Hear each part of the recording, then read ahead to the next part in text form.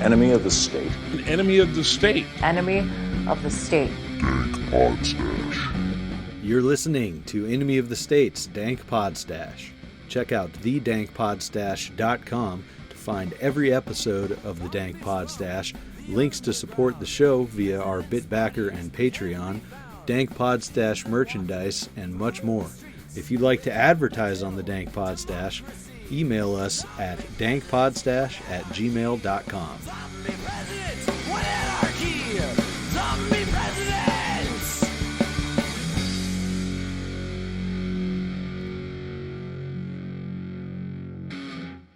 Hey, this is your host, NonVotingNick.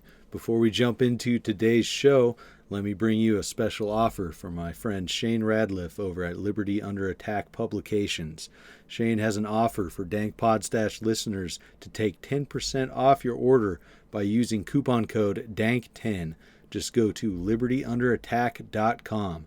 Shane has books focusing on self-liberation, freedom strategies, solutions, and more. His current books are #Agora, Second Realm Book on Strategy, Ben Stone's Sedition, Subversion, and Sabotage, and Shane's very own Vanu, A Strategy for Self-Liberation, among others. He also offers assistance to new authors throughout the publishing process, editing, proofreading, formatting for Kindle and paperback, and full-service audiobook productions. That's Liberty Under Attack Publications. Share your story, find your freedom. I'd also like to give a shout-out to Bad Moon Hemp. Check out badmoonhemp.wordpress.com. Bad Moon Hemp is your one-stop shop for all your handmade hemp needs. I use Bad Moon Hemp's beard oil and beard balm. It's awesome stuff. Be sure to check them out and enjoy the show. Welcome, fellow enemies of the state, to Enemy of the State's Dank Podstash. I'm your host, NonVotingNick. This is episode 45. And I'm happy to have Jeremy Henggeler here. I hope I pronounced your last name correctly. Yeah, yes, you did. One of, I think, of only 2 or 3 other people have ever gotten that right. So good job, my man. Nice. Awesome. So tell us a bit about you. Oh, geez, where do I start? I'm Van, right? Yeah, My latest thing is I've been a Vanarchist for the past year and a half or so. But for people who don't know me, I've been around for a while. I always feel like I'm one of like the elder statesmen at this point, just because I've been here so long now, even though I'm not. And I got started late because now I'm in my 40s, and I have a lot of friends that are like in their early 20s and stuff. And like I hang out with people that I could be their father. It's kind of weird, but I'm like, I've done a lot of podcasting, radio, and stuff like that over the years, and just generally like to be a pain in the ass and try to harass the state however I can. No, it was never like a full-blown activist, but I do.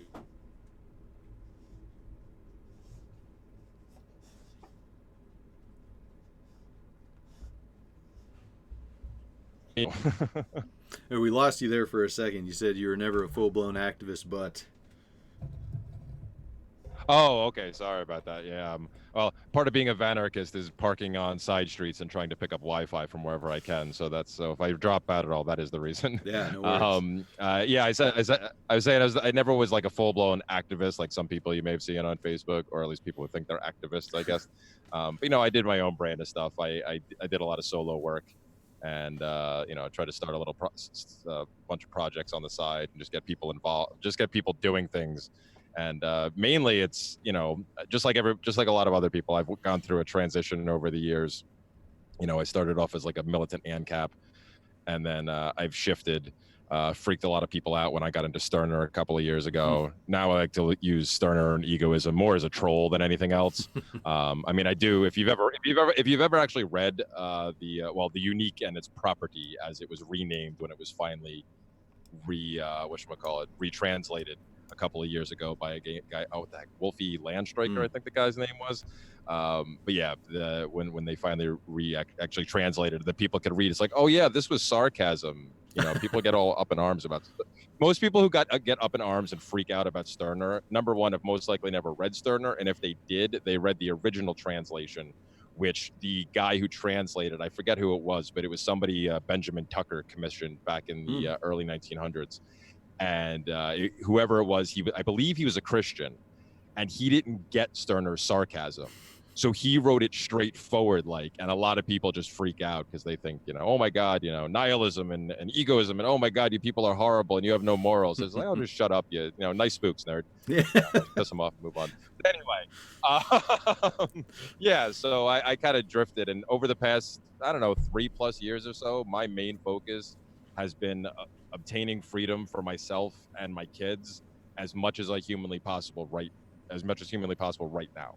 I'm no longer concerned with trying to convert people or whatever, like my goal is just focusing on me and my family, and then hopefully getting to a point where people can look to what I've done and say, oh crap, this idiot did that, I can do that.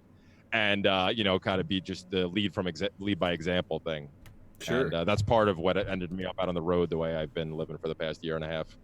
That's a great idea. I mean, I think that's the logical conclusion once people realize it's kind of like banging your head against a wall, trying to force people to change, even if you're not trying to force people to change, but you're just arguing constantly. It's like people are going to change when they want to change, and all you can handle is you. And I like that you mentioned being a good example, leading by example, because I think that definitely brings change much more effectively.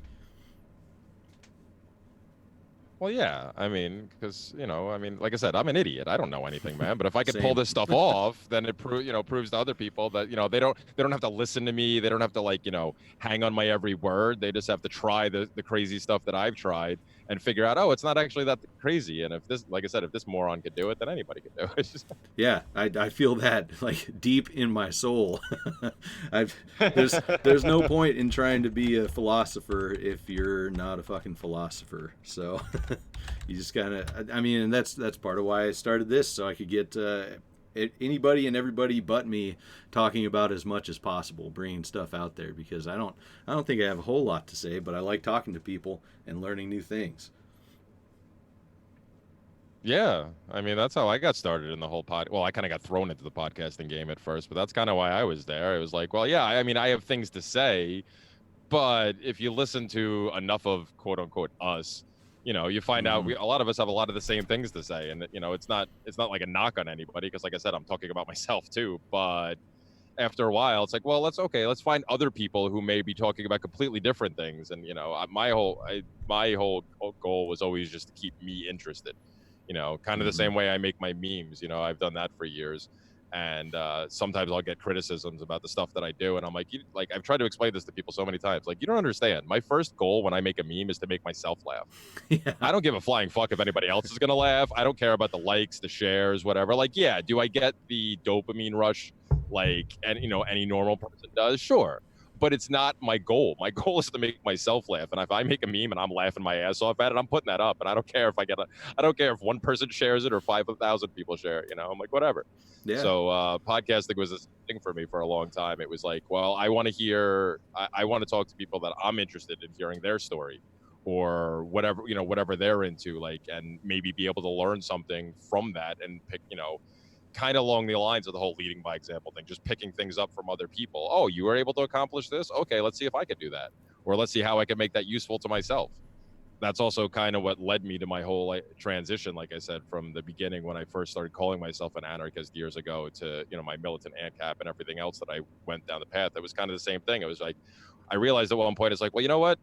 It's a lot better if I just start picking whatever I like from whoever I like, instead of focusing on like, oh, let's listen to this person, or, this person's the expert in this and all these things. It's like, nah, you know what? Everybody, even some dirty commies that people would freak out about, what? They still have something that they may have something to offer. It pays to read everything, or read as much as you can, listen to as much as you can, and then make your own conclusions. Because otherwise, you're no better than the people that you complain about most of the time. That's the point I got to a few years ago, where I realized, like, me and a lot of my friends were just running around calling everybody a dirty statist if they disagreed with anything. And it's like, I was like, wait a minute. I went from not knowing anything to figuring out a bunch of stuff, and now once again, I think I know everything, but I really know nothing. And I've just traded one belief system for another, and I'm like, that's not where I was supposed to be headed with this. The whole idea of anarchism, as I learned it, was all about, freedom of pretty much everything.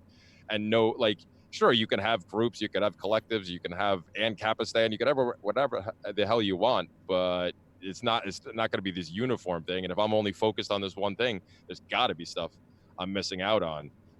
There's that one quote. I always forget which freaking old dude it was, with Socrates or Plato. The one about the first step to knowledge is admitting you know nothing. I think that's it, or it's close to it, whatever. It's paraphrased.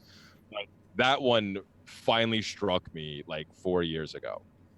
Just out of nowhere, I was by myself one day and I was thinking about some stuff, and I really said I was in a bad place. Some things were happening. I was just like, you know what?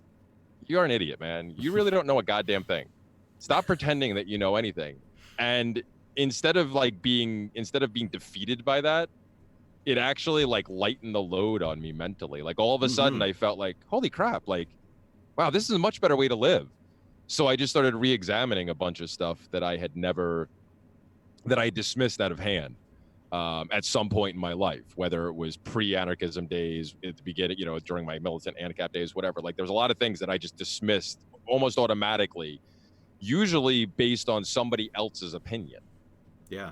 Like I said, I got to that even when I came to anarchism, when I started finding all these people and reading all their work, and I had my big flirtation with I was all about Rothbard, and everything Rothbard said was right. And then it wasn't until I started reading more and I was like, wait a minute, he was wrong about quite a few things. All right, he's not a god. And then it's like, well, what are you doing, idiot? You just replaced the god of the state for this god instead. It's not any better. So that's why I said I just started going back and re-examining things, and I started reading stuff that I had just said, no, this can't be, even communism, everything, it's like, yeah, you find a lot of stuff if you don't look, you have no idea. And if you're trusting other people who even if you respect them and you think, oh, they're so great and they know all this stuff, they must know about this. Everybody has their biases, man. Yeah, absolutely. And it's quite easy to fall back into what the statist mindset, where even if you think you've gotten past that, it's quite easy to fall back into it by, doing the through the divide and conquer techniques that the state's been using against the people forever. We do it to ourselves. I just recently started I'm reading a book that it isn't out yet. It's written by a fellow anarchist, but it's going to be coming out soon. But I'm supposed to be doing some of the audiobook reading from it. And I remember reading parts of this in his book, and it's just the whole idea that people I lost where I was going with that. Gosh darn it. It's all good. I would bet that's a book coming out from Shane Radliff. Yes. Liberty Under Attack Productions will be putting that out. I actually got a chance to meet the author this year at the Midwest Peace and Liberty Fest, and I was pretty stoked. It's always nice to be trusted with an advanced copy of these things. Hell yeah. But you definitely hit it right on the head, all the dividing tactics and infighting and stuff. It's back to that statist tribal mentality. Sorry. Yeah, that's thanks for saying that. That's where I lost myself. The whole idea of the fact that the state, because I said this years ago, and this is a theme in the book that I'm reading, whatchamacallit, is the idea that the state really, for whatever the abstract concept that it is, let's assume that it's there, whatever. It doesn't actually have the government agents don't have to do a lot of the work anymore, because most people self-police. They rat on their neighbors. They, for the most idiotic things, because they're so indoctrinated that they just, oh my God, they're breaking the law. That can't be good for the collective. Yep. I have to just not even, a lot of people do it not even thinking. It's not malicious. I mean, there are people, I used to complain about this. I had a pet sitting company for years, and I used to complain about all the people in the different neighborhoods I would have to walk dogs in. The stereotypical old person who has nothing better to do during the day and just stares out the window and wants to yell at everybody about every little thing they're doing and report them to the police for every little thing you're doing. I used to complain about that. But on the whole, there are people like that are just obnoxious. But on the whole, a lot of people will call their neighbors or whatever over stuff. But it's, like I said, it's not a malicious thing. They're just trained to be like, oh, this is not right. Yeah, it's an automatic this is against response. The code. Somehow this may affect me at some point. Oh no, I must put a stop to this. Yeah. The sad thing is those same people, while their intent I don't personally believe to be malicious, most of them still don't have the first instinct to go to the neighbor or the person first and say, hey, this is an issue. Can we rectify it without calling the men with guns in first? That's that's the sad reality of where we are with most people.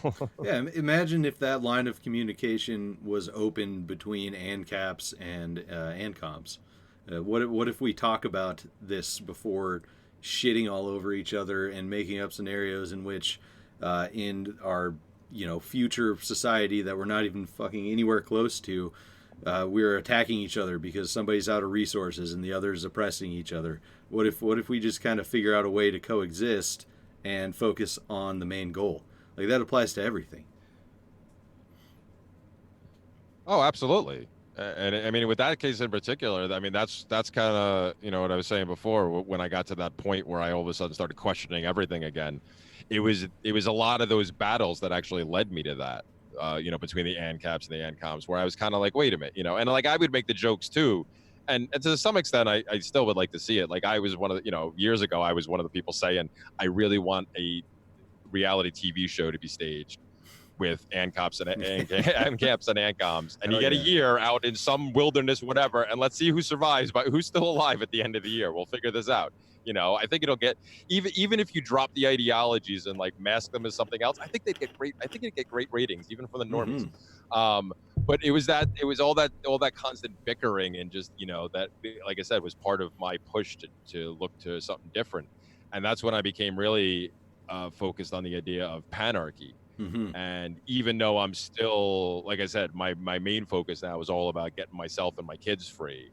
And yeah, some of my close friends, what I consider my family, because my fam is my family. I've had enough stuff happen over the years. I had some crazy stuff happen a couple of years ago that most people who know me know the story about that. But it actually caused me to lose most of my family except my dad at this point. Damn. And so whatever, it shit happens. I'm not really that broken up about it, only because even long before I became an anarchist, I never believed in that whole blood is thicker than water bullshit. I always thought that love, respect, all those things even love has to be earned. You don't just love somebody because they're related to you. What the fuck, man? That's insane. That never made sense to me. That's one of my favorite shortened quotes too, because the blood is thicker than water. It's just the shortened version of the blood of the covenant is thicker than the water of the womb. So exactly, you got to earn it. Yeah, exactly. That's funny. You know what? I don't think I've ever. Well, I may have at some point, but I had forgotten it if I did. I don't think I've ever heard the extended version of that. I'm just so used to hearing the. Yeah, I don't know why it was bastardized to that quick one. I mean, who knows if there's some conspiracy around that or not? But the full quote makes a lot more sense. And it's a lot less, blindly binding. Yeah, it does. Yeah, absolutely. I would agree. Like I said. Thanks for sharing that with me. You learn something new every day. Look at that, even at my age. For sure. But yeah, so yeah, like I said, I the whole idea of panarchy really interested me then. And even though I am focused on me now, I still think that's the way to go if we're ever to get there. I mean, along with the whole reaching that point where I admitted to myself that I don't know anything a few years back, and really being able to free myself because of that, and then actually have an invigorated desire to learn more. And like I've been all about self-sufficiency for the past couple of years, especially with the Vanarchy thing, obviously. Sadly, even though I grew up in the backwoods of Pennsylvania, in the Pennsylvania mountains, and spent a lot of time there, I managed to never really fish or hunt that much at all. Like, I don't think I've actually ever officially gone hunting, which is sad. And I never even, like, I'd gone fishing, but I'd never done, like, actually gone out, caught a fish, filleted cut it up, filleted it myself, and ate it. Right. So last summer I accomplished that goal. And it was great. And I was like, all right, this is what I'm all about. But overall, or that's what I say.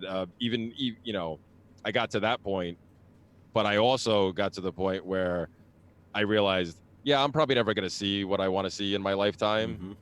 But again, instead of defeating me, I was like, well, that's okay, because I still believe in the idea.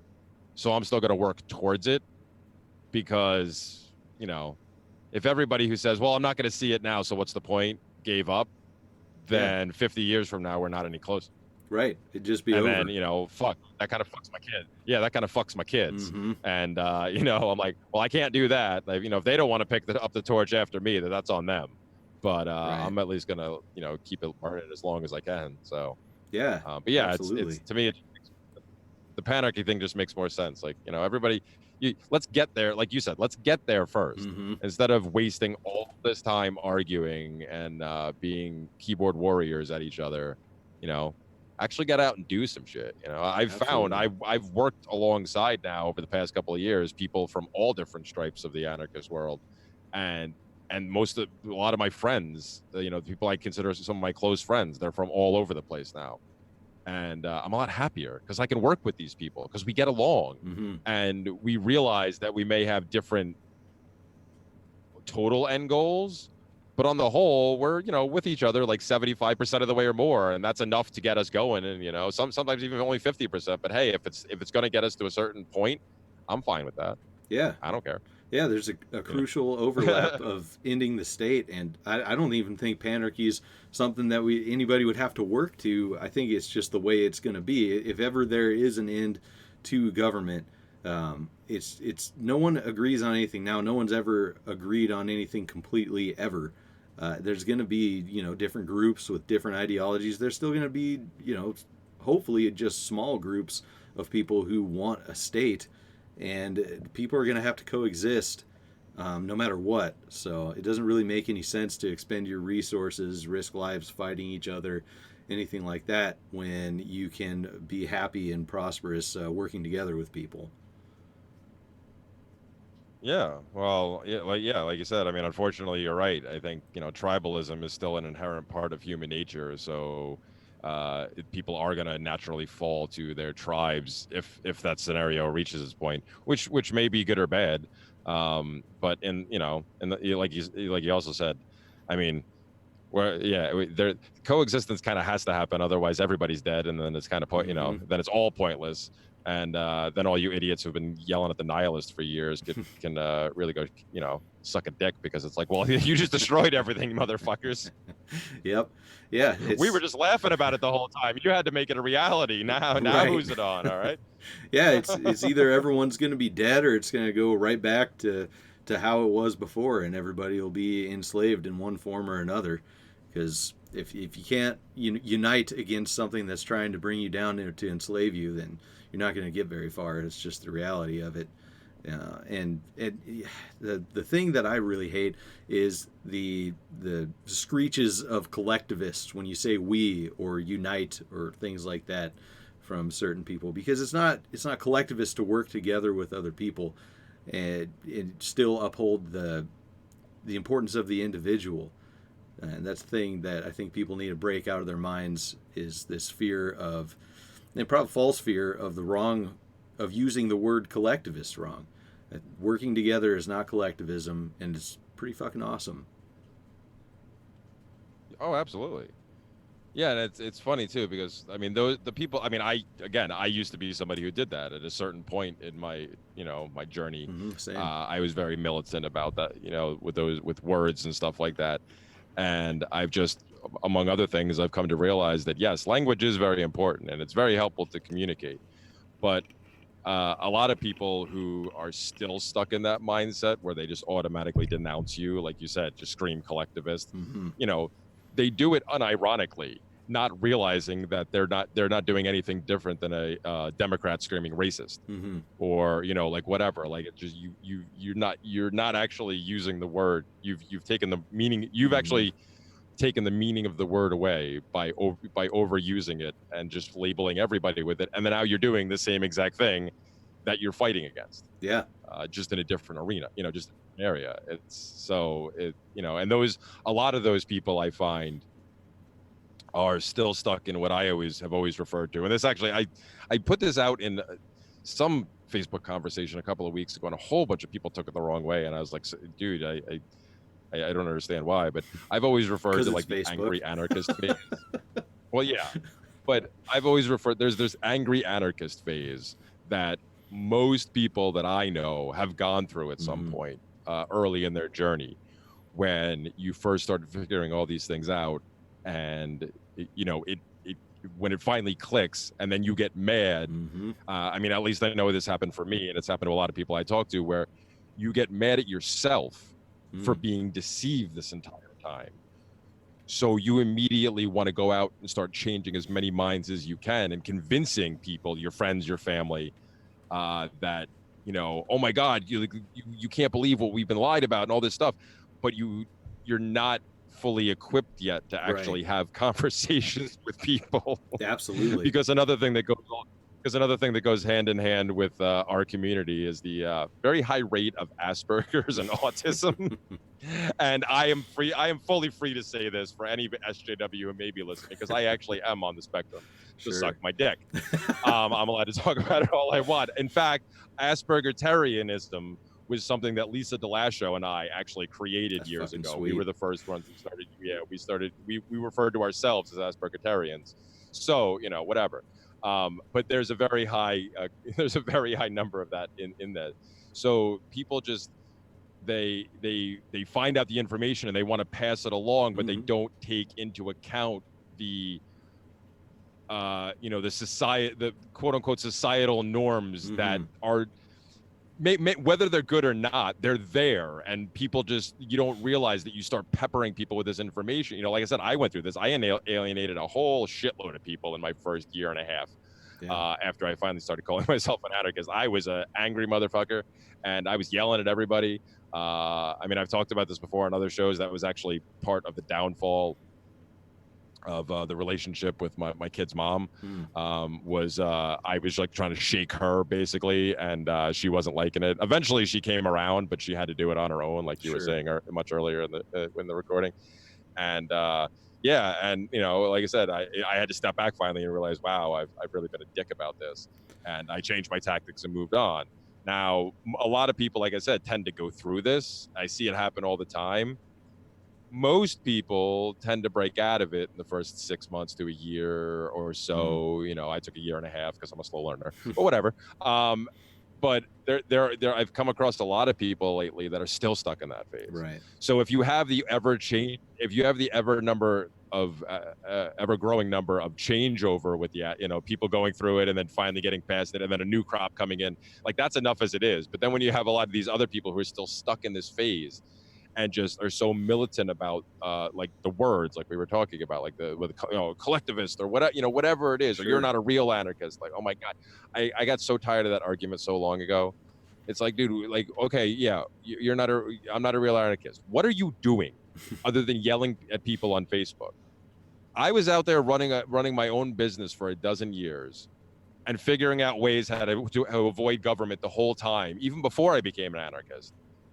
And then I became one, and I've been out for the last year and a half, especially living, as free as I humanly possibly can, and avoiding government at all possible costs.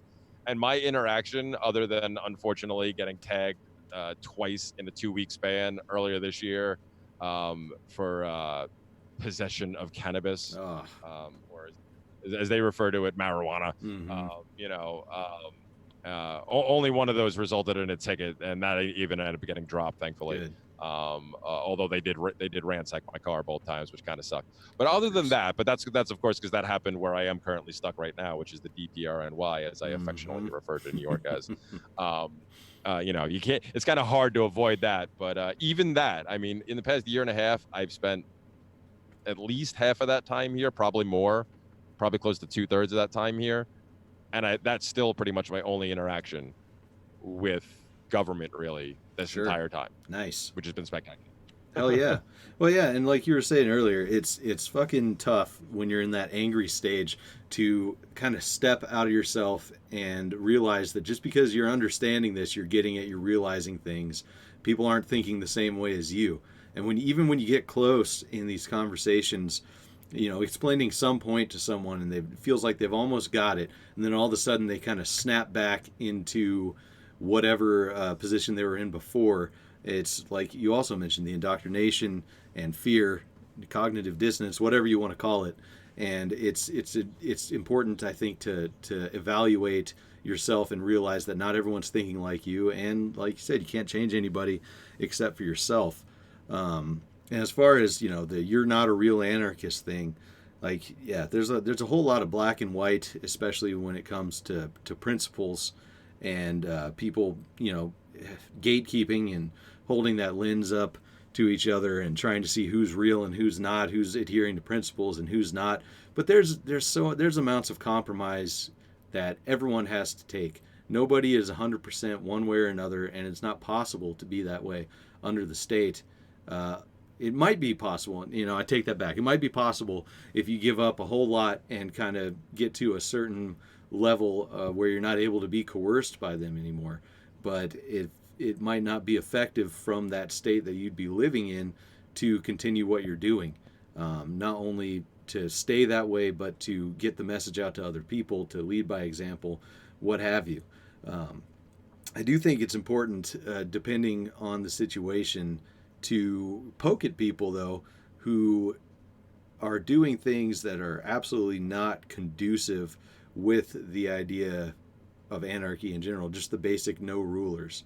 Because I think there's a whole lot of people, and whether it's by design or not, or people just starting shit, or people who don't know what they're doing, that are not hoisting that flag in a positive way. I personally don't understand the connection that some people make between voting for a president and calling themselves an anarchist. I think that's not necessarily good for outreach, a good image, anything like that. But that's my thoughts on that, and I know a lot of people disagree. Yeah, I mean, like I said, I don't care too much what pretty much anybody does anymore. Sure. I'm just like, I'm off here doing my own thing. But I mean, I would probably still tend to lean more towards you on that one. And if people disagree with me too, I don't give a flying fuck. I mean, talking about going back to earlier, talking about taking different information from different people and taking the stuff you like and rejecting the stuff you don't. I am like a lot of people in our circles, a huge Lysander Spooner fan. Mm-hmm.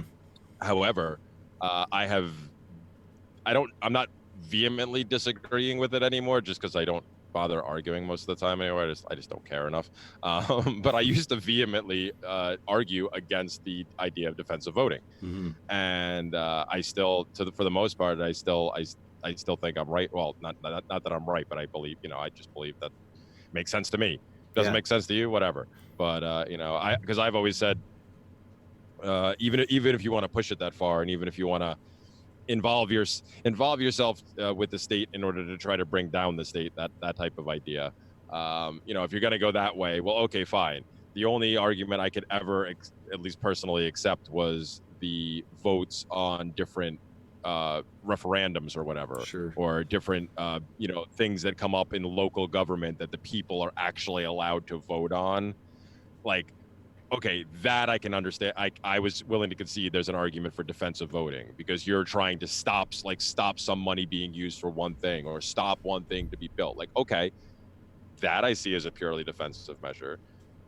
Are you still, I guess, justifying the system in some sort of way? Yeah, but it's really in the gray area at that point, and it's enough for me to say, hey, I usually won't personally do it, but if somebody else wants to do it, whatever, man. But I never understood how you could possibly justify voting for any candidate who is willing. And I always used to say, at least I guess in the rare exception of the candidate who somehow runs on and gets elected for saying, as soon as I get elected, I'm going to, abolish my position. Sure. Yeah. Type of thing.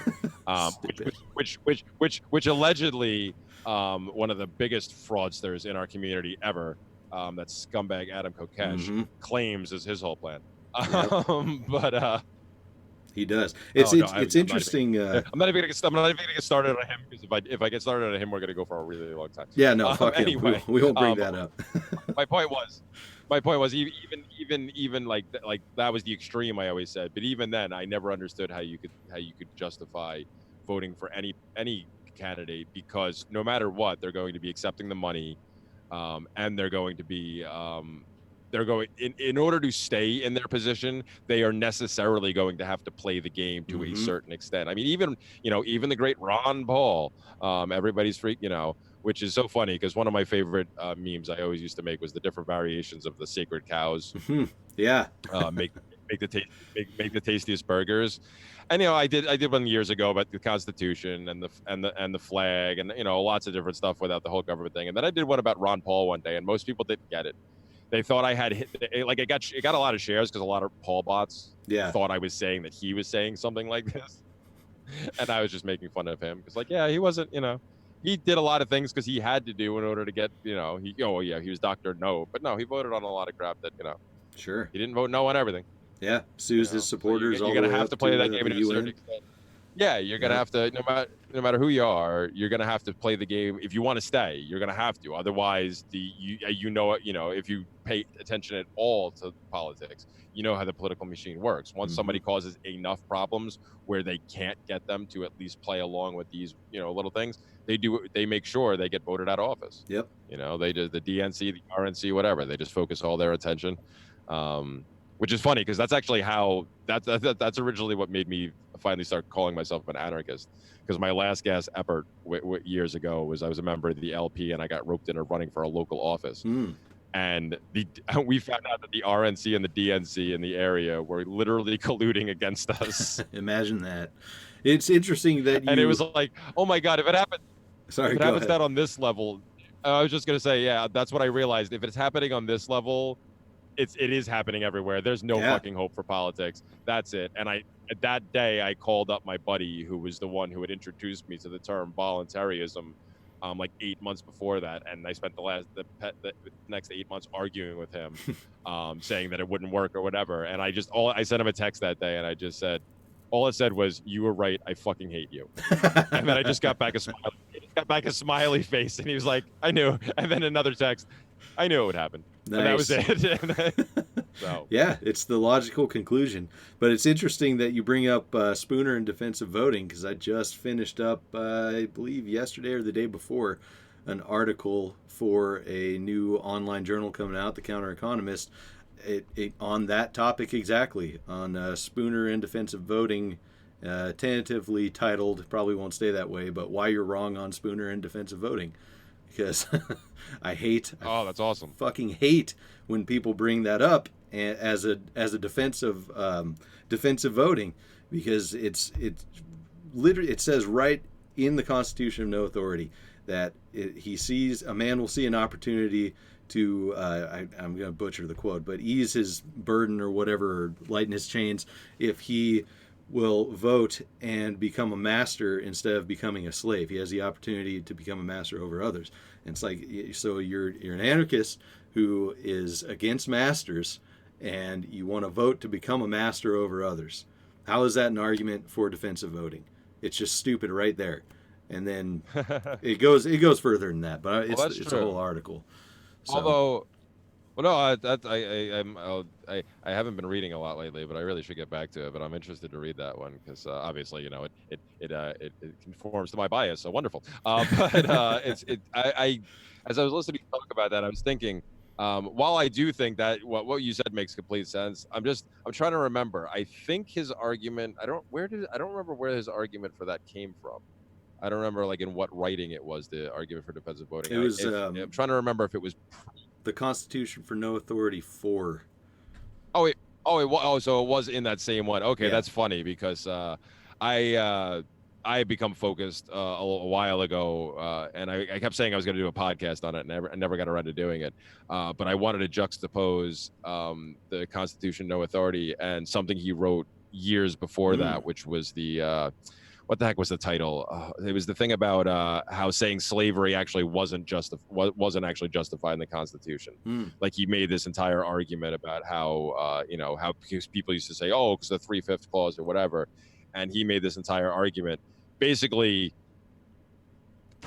proving that it wasn't, or at least trying to prove that it wasn't actually written, basically baked into it. Sure. But by doing that, he was also giving the Constitution, basically giving it authority. Right. So I wanted to juxtapose that with with his later writings, because he obviously, like any intelligent person, as far as I'm like true intellectual, evolved over time. Sure. But yeah, that's a pretty wide slip up to have it in the same have both of those in the same argument. I don't know. Although as Lou Sanderfine pointed out to me years ago, what the last line, if you actually read the last couple of lines and think about it for a while, it actually contradicts everything he's saying the entire time. It has no authority, but wait a minute, maybe it either does or doesn't. Sure. Yeah, it's interesting because wait a minute. God damn it, Lysander. Well, that's one way of looking at it that could very well be true. I mean, obviously we don't know his intentions. I'd love to fucking sit down and talk to him, but that's not possible. But I kind of see that, because I hadn't thought of that before. That's interesting, but that I kind of see that as, if you're ever talking to somebody who's not an anarchist, say, and you are trying to talk to them about gun rights, gun control, things like that, and you invoke the Second Amendment, even if you don't believe in the Constitution. It's a tactic in some cases to get people to think further down that route, you know? Yeah. Well, yeah, you know, part of what we were talking about a lot during this conversation about the ideas of not being, you know, so militant and actually taking ideas from other you know, different areas. The same goes with trying to get the ideas out. If you still want to do that, you really have to learn, which is something the angry anarchists don't get to until once they finally get out of that phase, is that, you know, you have to speak to people on their level, you know, like Scott Horton always says, you know, attack the left from the left, the right from the right. Right. You know, if you're going to go at them, you know, and not in a hostile way, but go at them from their position. Right. That's the only way to reach those people, is you have to talk, you have to talk to them on their level, whatever that is. Absolutely. You know, otherwise the chances of you being able to convey your ideas clearly enough for them to understand diminishes greatly if you don't do that. You know, like if you start speaking in these terms that people like us or whatever, like, or your friends, if you know, or anybody else that you argue with online, like, if you go speaking in those terms to the quote unquote normies, most people are just gonna have no idea what the hell you're talking about from the get-go. You're just going to irritate them, and it's not going to go anywhere. Sure. Absolutely. So you have to find, you know, just like anything else, you find an in, you find a way to connect, and then you try to work something in. Absolutely. And you know, I mean, there are some people that I was just going to say, there are some people that need that sledgehammer approach. There are. And that's why the people that are out there still doing that, they do serve a purpose. Right. There's a much bigger supply than there is a demand, but you know, that's, you know, a whole nother thing. Ironically enough, a lot of these same people are the ones who are so big on economics, but they miss this big fucking point, you fucking idiots. Sorry, go ahead. I was just going to say, with Spooner being an abolitionist, it makes sense that he would attack the Constitution. And I don't know, I would think that he would be trying to take down, you know, bits and pieces one at a time until he gets rid of the whole thing. I don't know. That's just a little aside that makes sense to me. But I want to jump topics too real quick before we do run out of time. Sure. And talk about the whole Epstein shit going down. Killed himself, suicided, disappeared, whatever people may think. We know it's not the official story. There's no fucking way. And also that kind of brings me back to something we talked about way earlier about infighting among anarchists of different stripes, and people now starting to say that if you're a conspiracy theorist within the anarchist community, you're hurting the community because you're going to turn away statists by being a crazy conspiracy theorist. And in this instance specifically, like right now of all times is not the time to say that, because with the whole Epstein whatever bullshit going down, every fucking, like, I would say 90% of people, anarchists, statists, whatever, do not in any way believe the official story. I'm seeing from people who could be the furthest thing from an anarchist suspicion of what happened. You know, memes going around, just random posts on Facebook, talking to people face to face. Nobody believes that a billionaire convicted of child sex crimes, trafficking, what have you, that has connections with all of these people in government, who is on 24/7 suicide watch, fucking killed himself without any foul play, any collusion, nothing. This is like the most obvious conspiracy that there's ever been. It does seem pretty blatant. I haven't paid. I haven't looked into it too deeply. I mean, obviously, I've seen the memes and stuff. And to your point, I too have seen a lot of different tweets, especially because I've been spending a little more time on Twitter lately than I had in quite a while. Just for kicks, because I have a lot of time to kill these days when I'm hanging out up in New York waiting to see my kids, and I usually just end up playing on Twitter and messing with people. Nice. But I have seen a lot, the same as you were saying, people who you wouldn't think are just coming out and saying like, all right, if this is going to get me labeled a conspiracy theorist, so be it. There's no way. Now the only thing I saw so far that gave me a reason to want to investigate a little further, I just haven't put the time into it yet, was the only story I actually started to actually read was, I think, one from the Washington Post yesterday or the day before. And at the very top of the story, right before the story actually started, was a line that, according to the jail, he actually wasn't on suicide watch at the time of this alleged suicide. Sure. Now, like I said, I haven't got to investigate that any further, but that to me was just like, okay, this is totally insane. Like, based on everything else I know, do I instinctively want to say, yes, of course, there's a fucking Clinton job, through and through. There's like, it's almost impossible to deny. Right. I don't, however, I try really hard. Part of my whole transformation over the years was getting away from absolutism in as many forms as I possibly could. Which is why, plenty of people who don't like me love to label me a nihilist and go on or whatever, because I'm just like, yeah, I got over the whole objectivism, Molyneux UPB bullshit. I believe I have my own moral compass. I don't think there could possibly be any objectivity. But yeah, man, there's I still don't want to say definitively that we know what happened. Yeah. But yeah, they're definitely, this is ridiculous to a whole new level, because if you were to take the mainstream media at its word, there was stories just only a week and a half ago, was it, when he first allegedly attempted suicide, and that's when he supposedly got put on the watch. So like, nothing, even if you're going to believe the MSM take, nothing adds up. No. So, which is crazy that of all the things that have happened, like even in the past 7 or 8 years that I've been around these circles for, that have happened, like, anything that's come up like that big enough that you would think that even the normies would catch on, type of thing, and it just, everybody gets swept up in the next news cycle, in the next story, and they forget all about it. Of all things, if this is the thing that's going to bring it down, fine. Yeah. Wake up enough people. I didn't see this one coming like this, but it's just, it's insane, man. Because how does that happen? Well, there's like I said, even if you rule out even if you rule out even if you put the Clinton stuff and whatever to the side for a second, how does that fucking happen? Right. This guy commits suicide or attempts it to the point where it made the news. That he tried it, and then they put him on suicide watch. And like, I believe it was only 2 weeks ago. I may be like, whatever, but like, so like in a very short time frame, all of a sudden he's not off it, and he's able to do that. Like, no, that does not happen. Sure.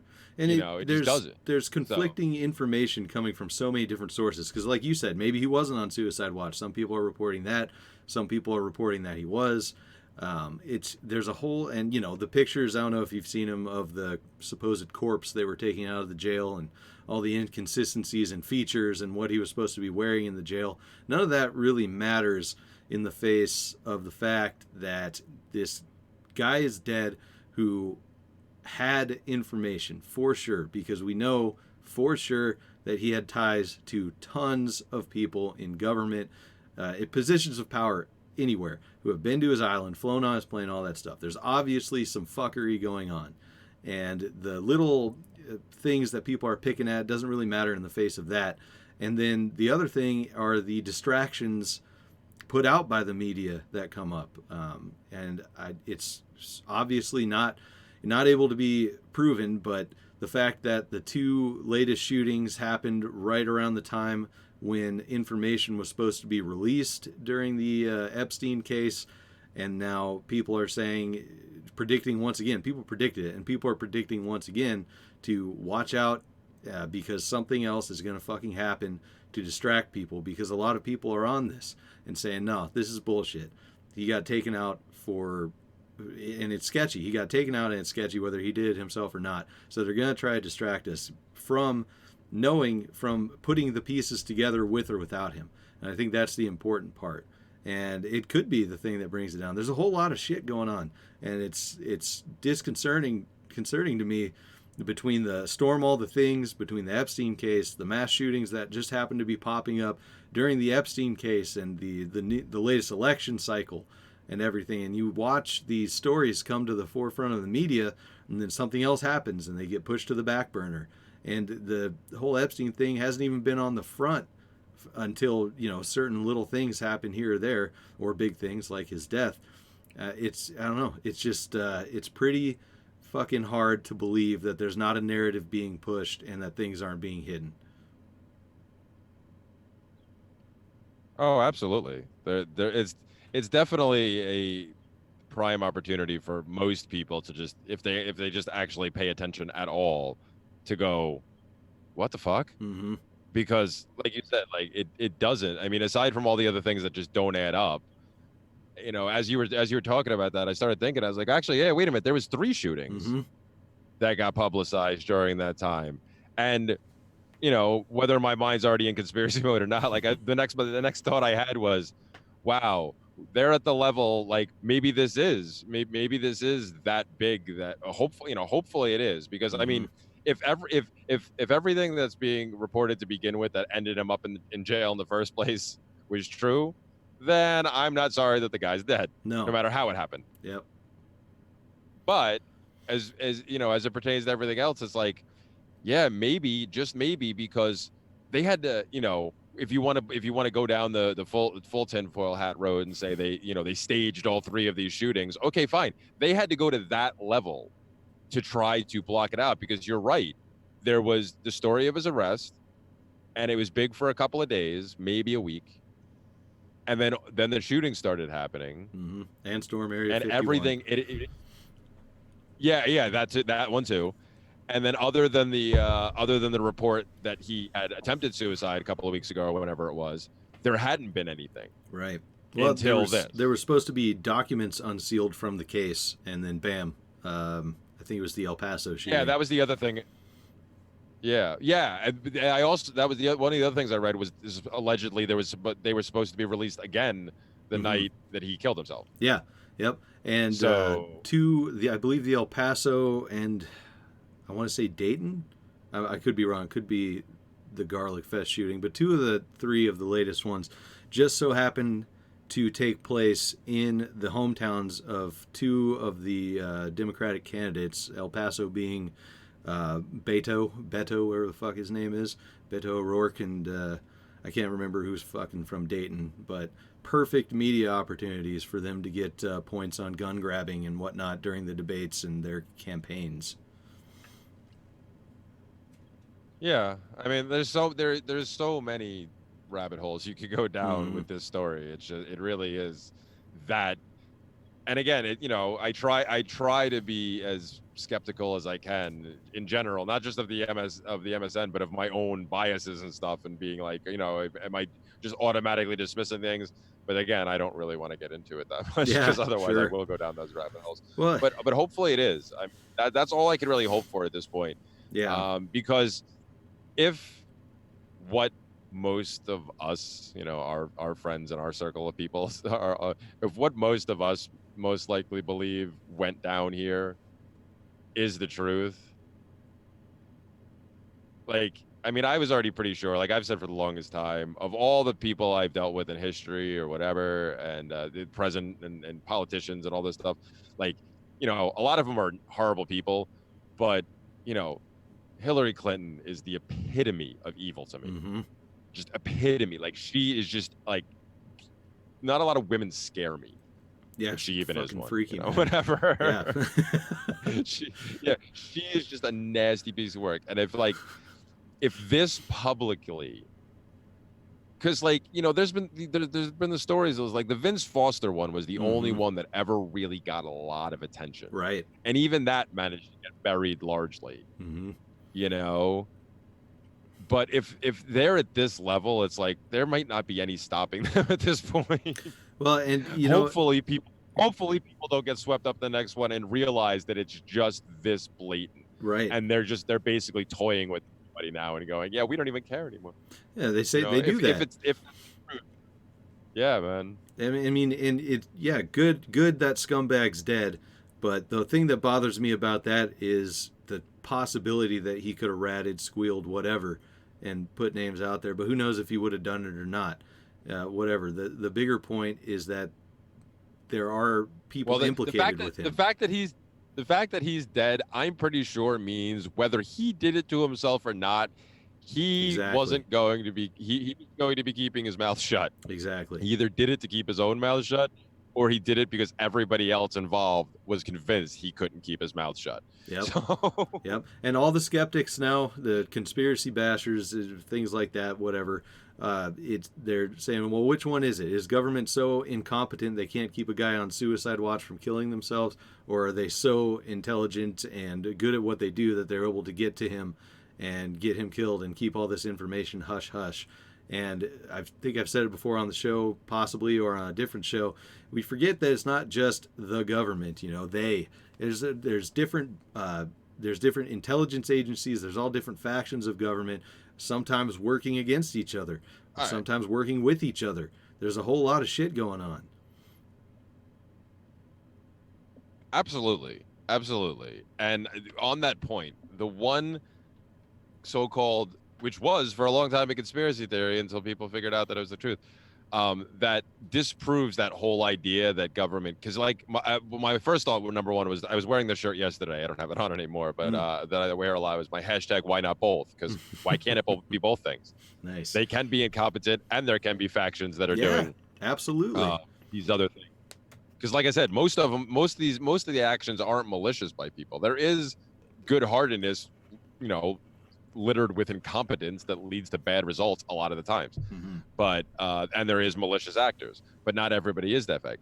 But the one thing that you could point to from history that should blow up the whole idea that it can't be a small faction of government being able to do this because they wouldn't be able to keep the secret is, motherfucker, do you know the history of the Manhattan Project? When they were building the bombs originally? Right. There was a couple stories that came out that I found a couple of years ago that just blew my mind, that finally put everything together for me. There were people that I think all told, I think there was something like 1 million people who worked on that project. Wow. 95% of it, like something like 90 plus, maybe 95% of them had no idea what the fuck they were doing the entire time. They didn't know they were involved in building the bombs. They had a very specific task at a very specific factory or whatever it was. Because there was this one story, the first story I came across was this woman who like 40 something years later found a picture in an old newspaper of her. And it was talking about the fact that these people were part of the Manhattan Project. And she's like, I had no idea. Right, yeah. And then I found out, so like, if you think the government can't keep, like, that's one that's not even like conspiracy. Like, this is legitimate, that's out there. Like, you could go find this. That all these people didn't know until much later on. They had no idea.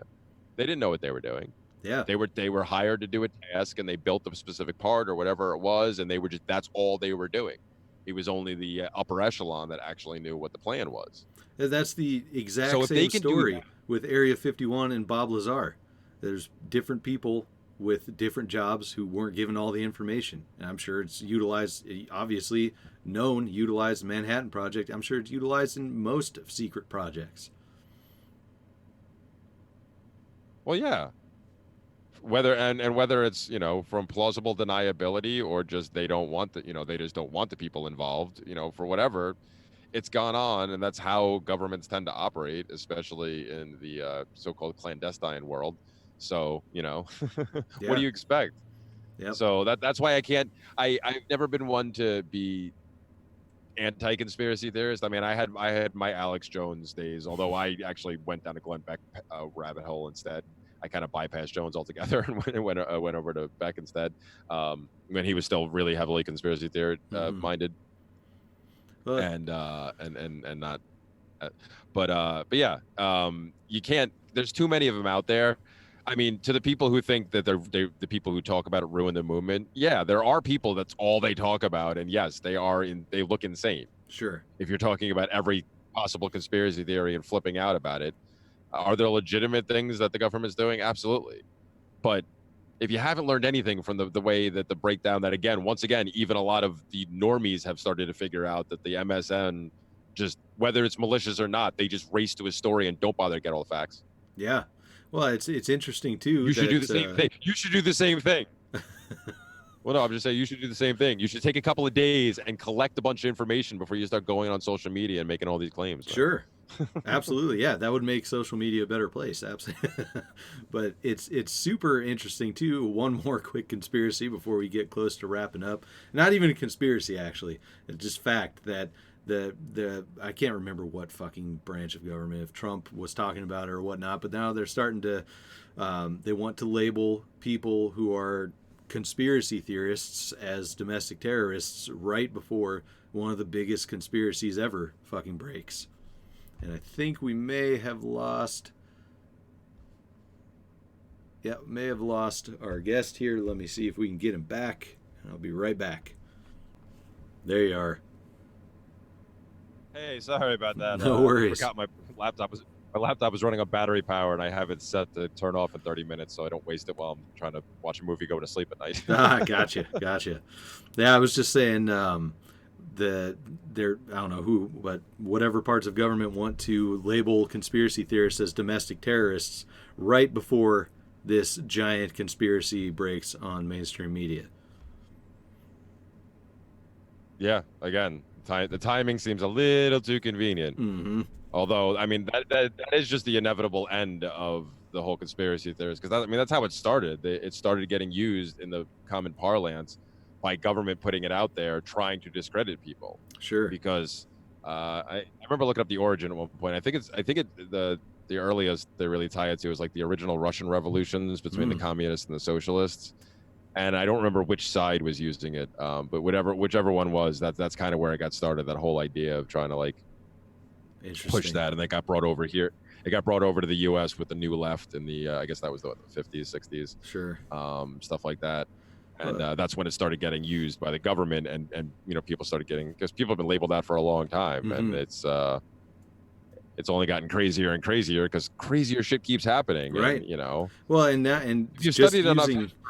Just using the word crazy with conspiracy theorists, along with them wanting to label people domestic terrorists and mentally unstable and whatnot for questioning the narrative, it's coming in at the same time as all of these red flag laws that now it seems like Trump is supporting and people want to pass federally.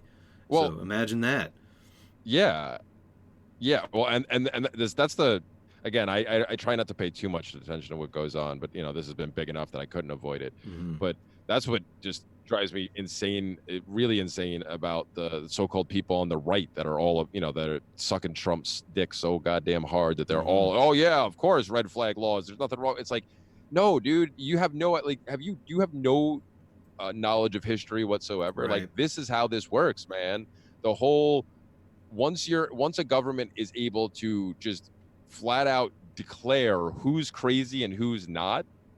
Yeah. Like, I mean, yes, is there a certain level of this right now? If you go to court, you could be found criminally insane, blah, blah, blah, whatever. Yeah, okay. But on this type of level, once they could do that, they can literally take down whoever they want, whenever they want, without an issue. Absolutely. Like, that is the inevitable end. And like you said, all of these things are lining up.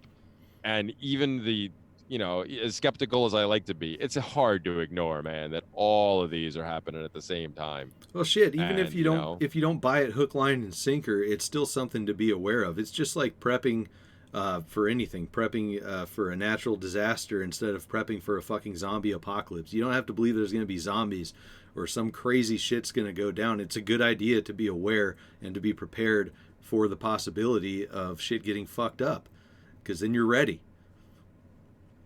Yeah, absolutely, man. Something's gonna happen at some point. Yep. Yep. And on that note, So, something's going to happen at some You might point. as well be ready. Because it will.